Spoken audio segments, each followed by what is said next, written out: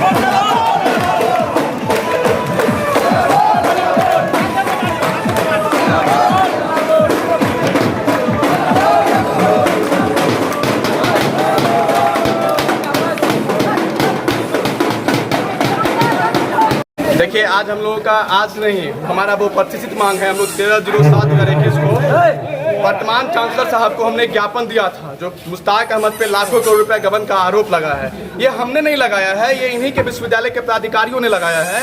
तो वो किस तरीके से फर्जी कुल सचिव बन के फिर से विश्वविद्यालय में जाते हैं।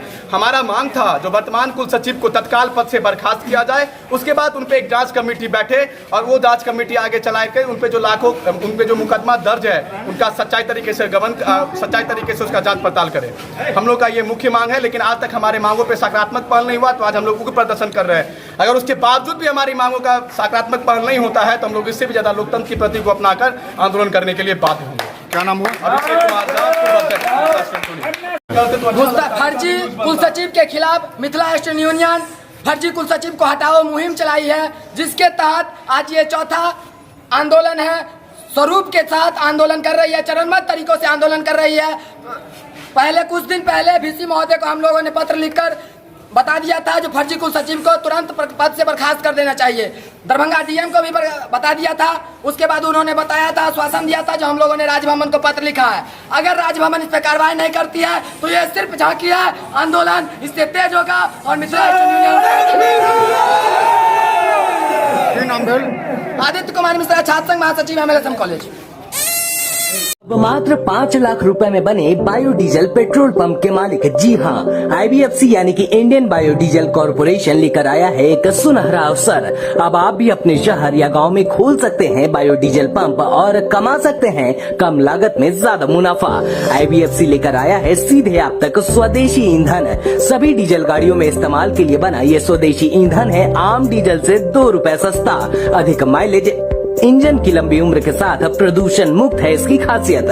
तो बिना देर किए जुड़िए IBFC के साथ। पंप लगाने या अधिक जानकारी के लिए अभी कॉल या व्हाट्सएप करें 7766 900 701 पर।